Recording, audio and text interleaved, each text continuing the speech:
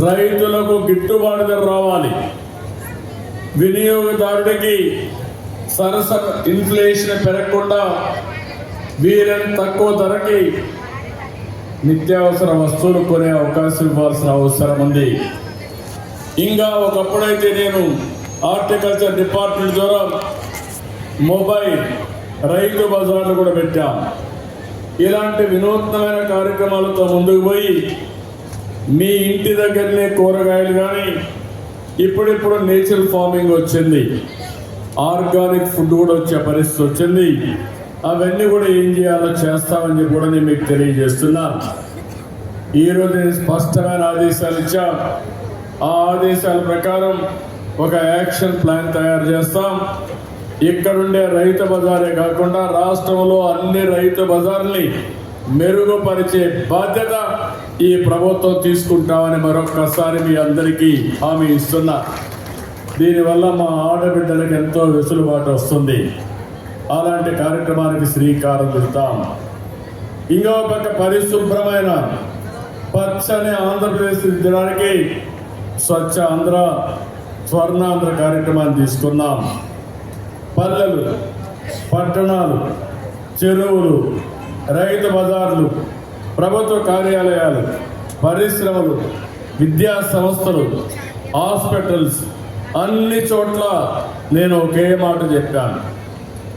3వ శనివారం ఎవ్వరూ పనిచేయక్కర్లేదు. ఆఫీసులో మీ ఆఫీసులో ఉండి చెత్తంతా తీసేసి దుమ్మంతా దులిపేసి నేరుగా చెట్టు దగ్గరకు వచ్చని స్వచ్ఛమైన ఆలోచనలు చేస్తే దేశం బాగుపడుతుందని చాలా స్పష్టంగా చెప్తున్నాను.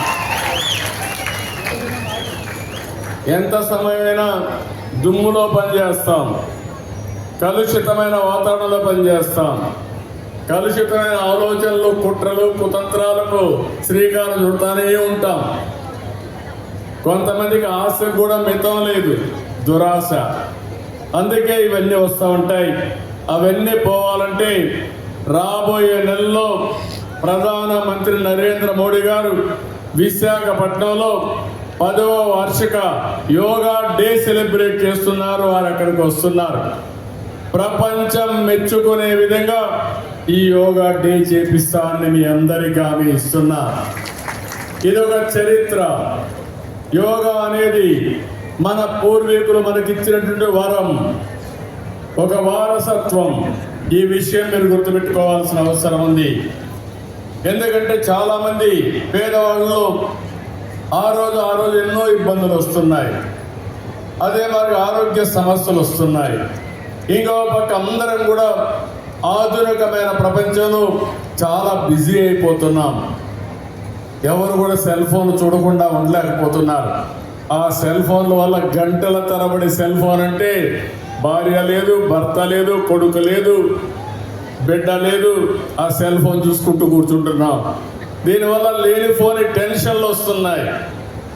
అందుకని ప్రతిరోజు ఒక అర్ధగంట 45 నిమిషాలు మీరు యోగా చేస్తే అన్ని రోగాలు పటాపంచలైపోతాయని చెప్పి కూడా నేను మీకు అందరికీ విజ్ఞప్తి చేస్తున్నాను. హాస్పిటల్ పోయే పని ఉండదు. అందుకే ఈ యోగా డేని ఒక నెల, ఈ నెల 21 నుంచి జూన్ 21 వరకు ఈ కార్యక్రమాన్ని చేస్తాం. కొన్ని లక్షల మంది ఆన్లైన్, ఆఫ్లైన్లో ట్రైనింగ్ ఇస్తాం. కొంతమందికి సర్టిఫికెట్లు ఇస్తాం. ఇది ప్రపంచానికి మనం ఇచ్చే కానుక. ఆ సమయంలో దానివల్ల లాభం మనం పొందాల్సిన అవసరం ఉంది. దీనికి నేను శ్రీకారం చుడతానని మరొక్కసారి మీ అందరికీ హామీ ఇస్తున్నా. ఇంకో పక్కన మీరందరూ ఒక్కసారి గుర్తుపెట్టుకోవాల్సిన అవసరం ఉంది. ఈరోజు నేను ఇక్కడికి వచ్చింది నెట్ జీరో వేస్ట్. అంటే నెట్ జీరో అంటే చాలామంది అనుకుంటారు ఈ చెత్త అంటే చెత్త అని. దీనికి ఒక విషయం మీరు గుర్తుపెట్టుకోవాల్సిన అవసరం ఉంది. ఒకసారి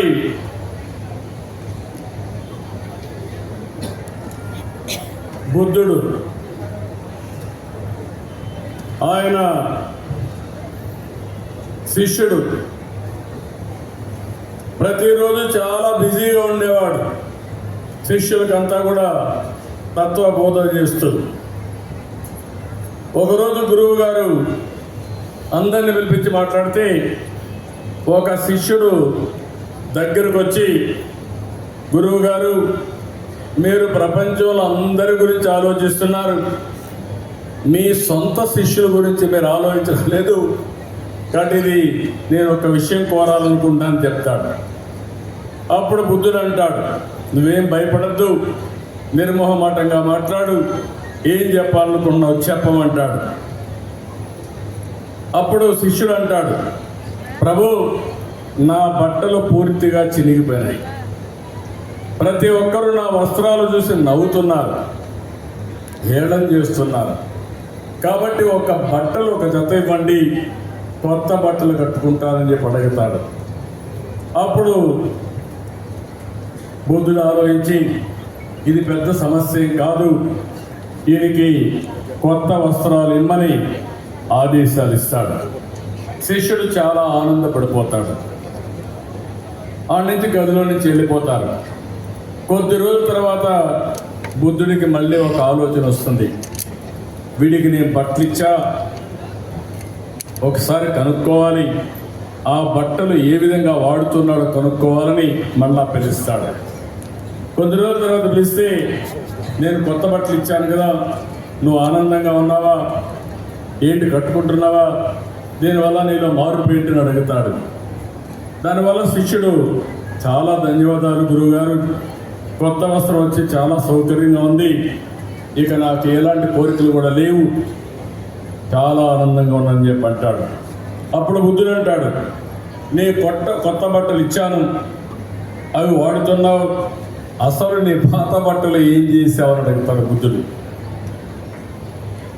అప్పుడు శిష్యుడు కూడా చాలా తెలివైనవాడు. శిష్యుడు అంటాడు, గురువుగారు, నా పడక పొంతలో పూర్తిగా చెడిపోయి అది సరిగా లేదు, అందువల్ల నా బట్టలు దాన్ని కుట్టుకొని నేను బెడ్ వాడుకుంటున్నాను అని శిష్యుడు చెప్తాడు. అప్పుడు మళ్ళీ బుద్ధుడికి ఒక ఆలోచన వస్తుంది, నీ పాత పరుపులో ఉండే బట్ట ఏమైందని అడుగుతాడు. దానిపైన ఆ బొంతం తీసుకొని కిటికీకి కట్టనగా కట్టారు గురువుగారు అని చెప్తాడు. అప్పుడు గురువుగారు అడుగుతారు, నువ్వు దానికి కట్టనగా కట్టావు, మరి పాత తెర ఉంది కదా, దాన్ని ఏం చేసావు అంటాడు.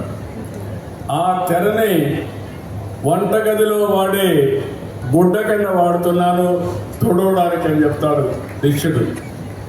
అప్పుడు ఆయన గురువు అడుగుతాడు మళ్ళీ బుద్ధుడు, అంతవరకు వంటగదిలో వాడినటువంటి ఆ గుడ్డ ఏం చేస్తాడు. అప్పుడు అంటాడు, దాన్ని గది తుడవడానికి వాడుతున్నారు గురువు గారు అంటాడు. అంతవరకు గుడ్డ వాడారు కదా, దాన్ని ఏం చేసామని అడుగుతాడు. ఆ గుడ్డ పూర్తిగా చెడిపోయింది గురువు గారు, దారాలు అయిపోయింది, అది తీసుకొచ్చి మన